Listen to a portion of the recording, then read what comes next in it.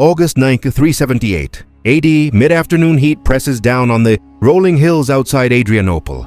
Dust hangs in the air, thick enough to taste. The imperial standards, gold, eagles and crimson, silk, catch the light as 60,000. Roman soldiers form their lines. Shields lock, spears tilt upward. The empire's finest stand in formation. So tight a man can barely turn his shoulders. Emperor Valens sits his horse at the center, surrounded by officers in polished plate. He's been told the Gothic camp lies just ahead. Wagons circled, women and children huddled inside, warriors scattered. His scouts reported 15,000 fighting men, maybe less. Light cavalry, no siege engines, no discipline. Valens has crushed rebellions before. This will be another. His general, Sebastianus, urges caution. Wait for reinforcements from the west. The younger emperor, Gratian, is only days away with fresh legions. But Valens won't share the glory. He's heard the whispers at court that Gratian is the stronger ruler, the favored son. A quick victory here will silence them. He gives the order, advance. The legions move forward in blocks, sentries stacked 8 men deep. Their armor, segmented iron plates laced with leather, was designed for grinding. Forward pressure, for holding a line until the enemy breaks. It's worked for centuries. On open ground in tight formation, Rome doesn't lose. But the ground ahead is deceptive. The Goths have positioned their wagon circle on a low ridgeline, forcing the Romans to march uphill under the sun. The soldiers are already thirsty. They've been walking since dawn. No time to refill water skins. A few men stumble. Officers bark orders to close gaps. Then the Goths light the grass. Smoke billows across the Roman front. It's not a wildfire, just enough to sting eyes, to obscure vision, to make the waiting worse. The legions slow. Shields stay up. They expect arrows. Instead they get silence. Minutes stretch. The smoke thins. And that's when the hoofbeats start. Not from ahead, from the flanks. Gothic cavalry, thousands of them, emerge from the tree line on both sides. They've been waiting, hidden, while the Roman columns marched into the killing ground. These aren't the light skirmishers Valens expected. They're heavy riders, mailed and helmed, lances leveled. They move fast, flowing around terrain like water. And the Roman infantry, locked in formation, weighed down by iron, can't pivot in time. A centurion near the left wing shouts for his men to face left. Half obey, the other half stay forward, watching the wagon line. The formation buckles. The first Gothic charge hits like a hammer into clay. The impact is immediate. Gothic lances punch through Roman shields, through mail, through flesh. Men scream. The left wing folds inward, soldiers tripping over the dead, trying to reform a line that no longer exists. The cavalry doesn't stop. They wheel, regroup, and charge again and again. This is the nightmare Rome's infantry doctrine never prepared for. The legions are built to absorb frontal assaults, to grind down enemies who stand and fight. But the Goths don't stand. They circle. They strike gaps. They vanish before the Romans can counterattack, then reappear somewhere else. The Roman cavalry, what little Valens brought, tries to respond. But they're outnumbered and outmaneuvered. Within minutes, they're scattered or dead. Valens realizes too late what's happening. His army isn't fighting a battle. It's being hunted. He sends runners to pull the wings back, to tighten the formation into a defensive square.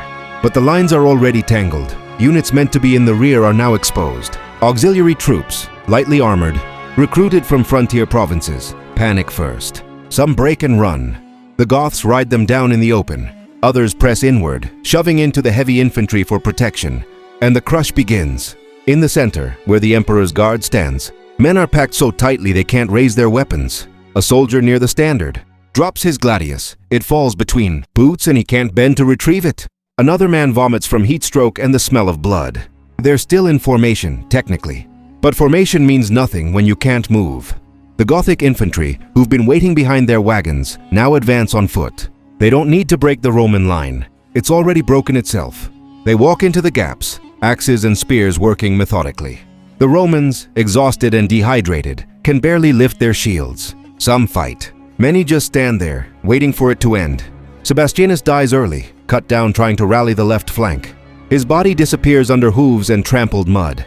Other officers follow. The command structure, built on rigid hierarchy, on relayed orders from the center, shatters. Junior centurions scream contradictory orders. No one knows who's in charge. And then a rumor spreads, faster than fire, the emperor is dead. It's not true, not yet, but it doesn't matter. Belief is enough.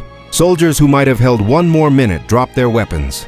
Entire centuries dissolve. Men throw off their armor to run faster. The Goths don't chase them all. There's no need. The killing is easier here, in the press, where Romans are too packed to defend themselves. Valens is still alive, somewhere in the chaos, but he's lost control. His guards try to move him toward the rear, but there is no rear. Every direction is collapse. A Gothic rider breaks through, lance aimed at the imperial standard. The standard bearer, a veteran who's held that, eagle for 15 years, steps forward and takes the strike in his chest. He dies standing. The eagle falls. Darkness comes slowly. By the time the sun sets, 2/3 of the Roman army is dead or dying. The field is a carpet of bodies, so thick in places you could walk 50 paces without touching dirt. Valens himself vanishes. Some say he died in the crush, armor stripped by scavengers, body never identified. Others claim he took refuge in a farmhouse, which the Goths burned without knowing who was inside. The truth is lost in the smoke. What remains is the message: Rome's legions, the spine of imperial power, were outmaneuvered, encircled, and destroyed by an enemy that refused to fight the way Rome expected. The news reaches Constantinople 8 days later. At first, no one believes it. Entire legions don't just disappear. But the survivors trickle in, wounded, barefoot, eyes hollow. They tell the same story. The Goths were faster, smarter. The old tactics didn't work. For Rome, Adrianople isn't just a defeat, it's a revelation. The military system that built an empire, dense infantry, discipline, endurance, has become a trap. Enemies have evolved. They use mobility, cavalry, and terrain in ways Roman commanders can't counter, with formations designed for a different kind of war. The empire doesn't collapse overnight, but the cracks widen. Recruitment becomes desperate. Barbarian federati, Gothic and other tribal warriors are hired in larger numbers, not as auxiliaries but as the backbone of Roman armies. The legions, once the pride of the state, are increasingly sidelined. Officers trained in the old ways are replaced by men who understand cavalry warfare. Gothic leaders notice. They've proven that Rome's armor, its discipline, its reputation, none of it matters if you refuse to fight on Rome's terms. Other tribes take note. Vandals, Alans, Huns, the frontier, already unstable, begins to fracture. In Constantinople, Emperor Gratian, who arrived too late to save Valens, tries to rebuild. He appoints Theodosius, a general who understands the new reality. Theodosius doesn't try to resurrect the old legions.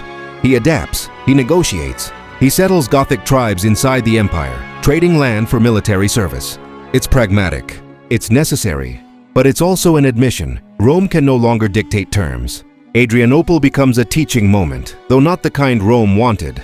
For the next century, military theorists will study what went wrong.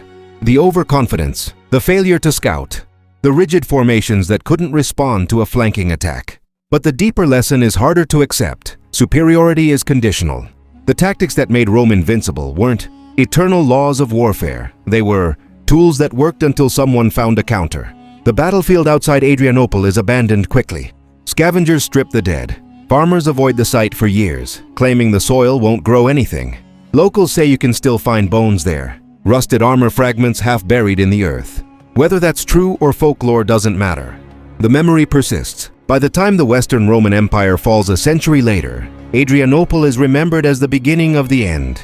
Not because of a single battle, but because of what it revealed. Rome had stopped learning. Its enemies hadn't.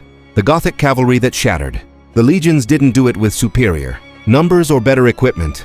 They did it by recognizing that the emperor's certainty, his belief that heavy armor meant invincibility, was a weakness, waiting to be exploited.